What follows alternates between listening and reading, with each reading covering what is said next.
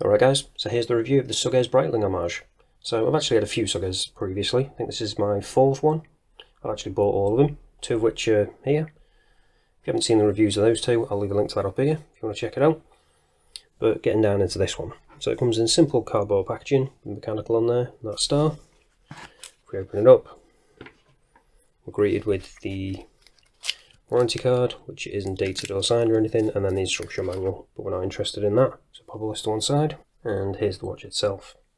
So as you can see, it is actually similar to this one down here. Similar kind of look, but there's a few subtle differences.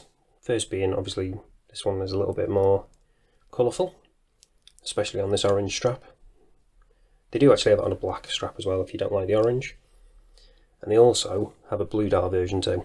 So I'll probably leave pictures on screen of them so you check them out. And as always, links are going to be down in the description.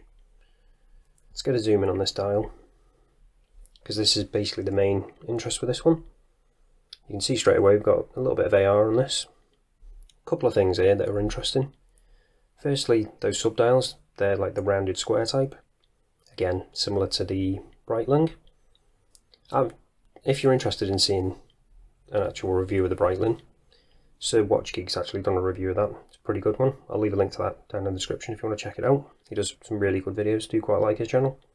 So as I say, this is an homage of that watch, with a couple of little differences. Obviously the branding, but then another thing is this chronograph hand. So this is obviously like the lightning bolt one, whereas the Breitling is just a normal hand. That's going to be one of those you either love it or hate it kind of things, I think, with this. I actually think it's just something a little bit interesting. Just adds to the overall character of the watch. Do quite like it, but I appreciate some people might not. So speaking of those subdials, the subdial on the left, as you can see, is the second hand. The one on the right, that's for the chrono. So before we get into that, I'll quickly show you the movement on this. So it's the ST1901, and we've actually got that swan neck, so you can adjust it more easily. And then when it comes to the spec sheet around the outside, we've got chronograph, mechanical, ST1901, 50 meter water resistance, and 316L stainless steel. And you can see as well, while we're around here, we've actually got quick release as well, and 20mm straps. So as soon as we touched on that, I'll quickly go over the other measurements. So you've got 40mm diameter, you already know 20mm lug width, 13.2mm thick, and then with the lug to lug, that's coming in at just over 50.4. So that could be a slight issue for some people. For me personally, it's not too bad with my 7-inch wrist, but I'll show you that in a bit. Getting back to this movement, I'll show you it in action. So we've got the one position, it's just a push-pull crown.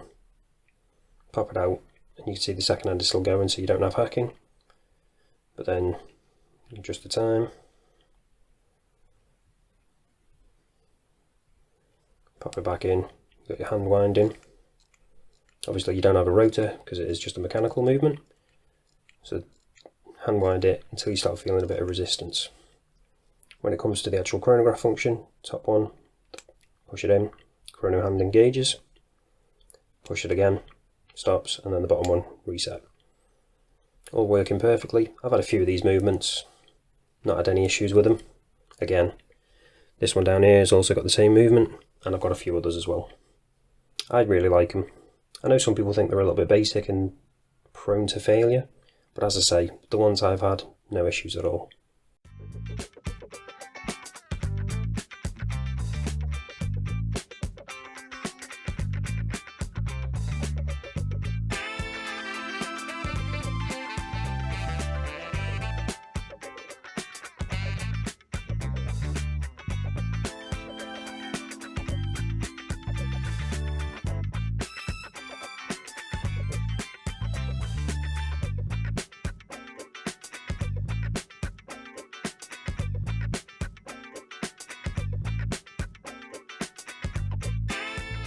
So I'm just going to quick zoom in on the dial again. So you can see we've got the Sugess branding at the top, that's just printed, along with the mechanical chronograph at the bottom. We have actually got applied indices though, and then we've got that tachymeter around the outside with the orange and red section. And then we've got those Really nice yellow hands and that orange chrono hand. Just a really nice combination of colours, I think. Does work well. And then going around to the side, you can see we've got the sign crown. So the case finishing is pretty simple, it's just polished, but it does look good. But again, with it being polished, you are prone to scratching it, as I already have a little bit.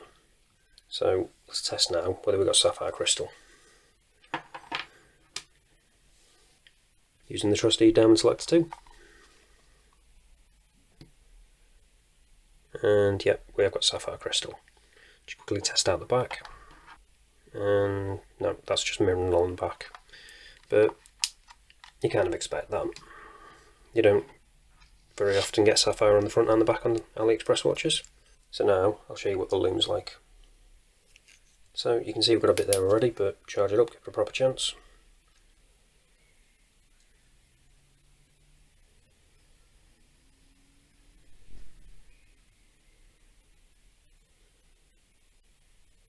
And there we go.